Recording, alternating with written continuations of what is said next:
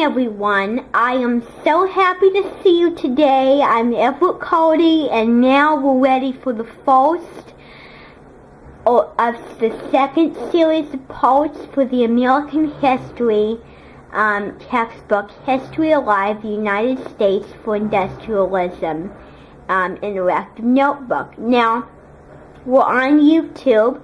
We're going to get to Chapter 3, the English colonies in the U.S., but before we get to that, we're going to watch a video all about the website TCI and how it really engages and revolutionized teaching by Bert Bauer, the founder of TCI. Let's watch. And I've got it up as loud as I can because I don't know if you can hear. There's an annoying saw over there sawing down a tree. So I made it as loud as I can get it.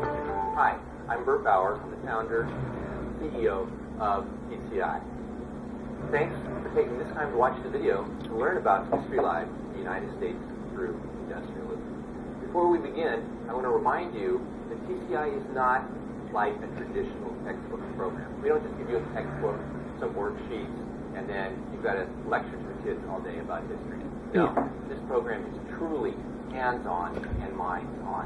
Students are going to have a critical look at history because we provide you with all the materials that you need for creating a truly hands-on program.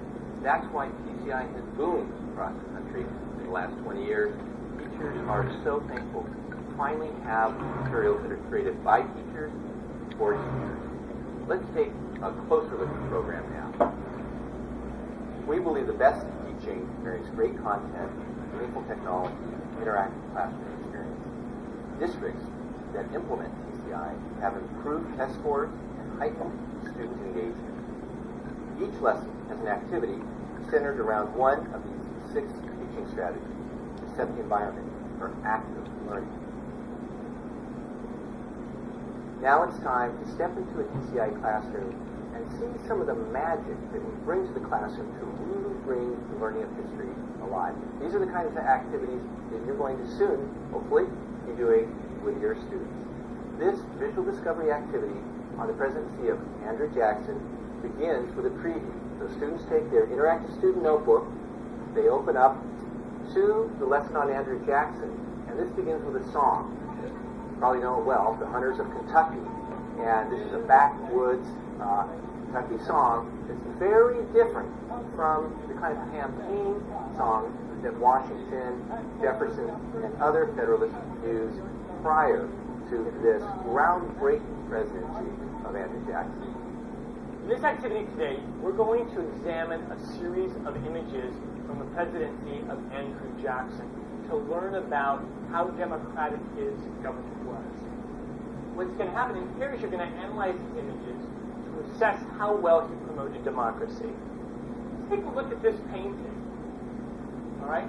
And just take a couple of seconds and look for 4 really interesting details. We're going to use our magnifying tool to zoom in on some of these details that you found. Let me start here. Amanda, you look like you've got an interesting detail. Okay? So let's zoom in on that hat. Go here. Click right on this hat. We're going to see it. One more detail. Great. Somebody else. Okay. So let's move ahead now. How do you think these people feel and how they can out?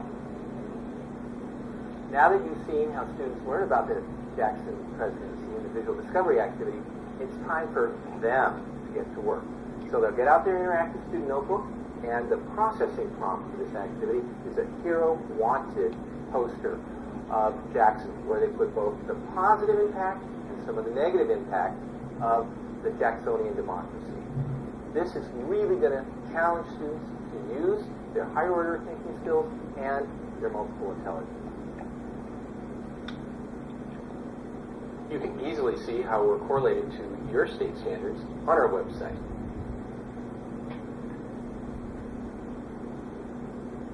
Students can look at the student edition either in print or online.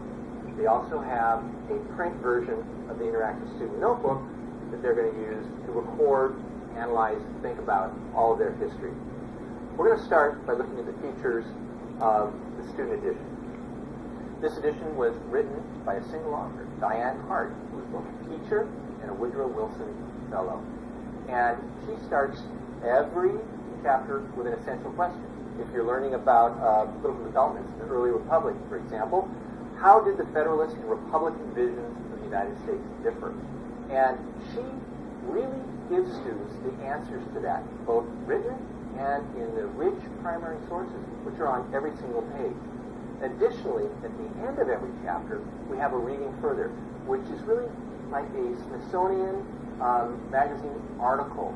So the history is rich, and because there's not a lot of distractions in the book with features and end of the chapter questions, there's actually more history in this book than any of the traditional U.S. history textbooks on the market.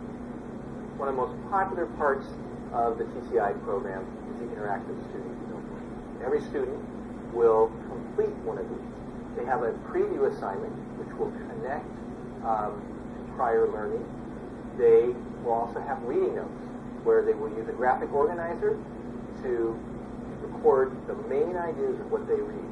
There may be also activity notes during an activity, and every lesson ends with a processing activity where students have to use higher order thinking skills and their multiple intelligences and show that they really understand it.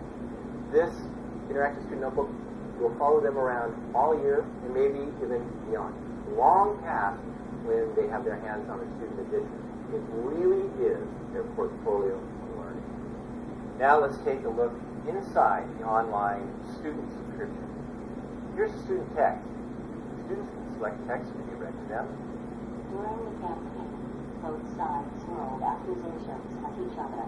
Have glossary terms defined in context. Highlight main ideas. And check to see if their highlighting is correct. Students can also get the text in Spanish. Each lesson has a game-like reading challenge where students can show what they've learned. TCI supports you both in print and online. Let's take a look at what you get with the print teacher resource program. This comes in a packet where you'll get the student edition, the interactive student notebook, you'll get the lesson guides, lesson masters, you'll get placards, visuals, everything you need to totally engage your students on a day-to-day basis in the classroom.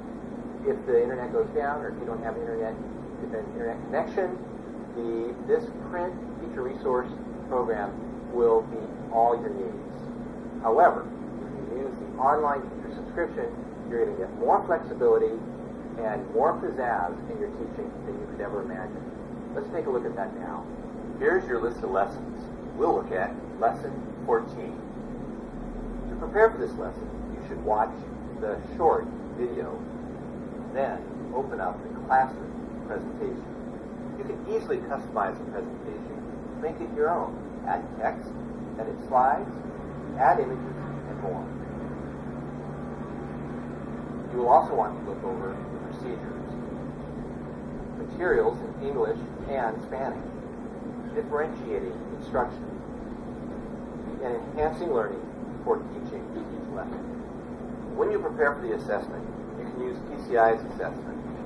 The assessment starts with multiple choice questions where students can demonstrate they can master the content, spirals to more difficult questions, and concludes with exploring the essential question.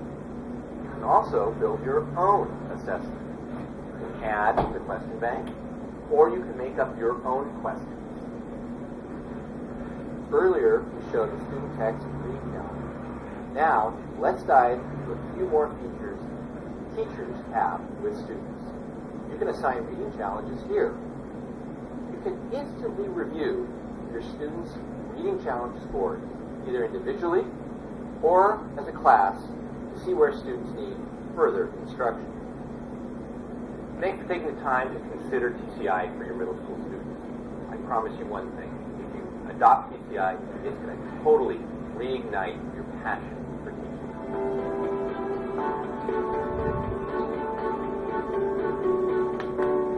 Okay, so that was a little video about TCI, that was a pretty long one.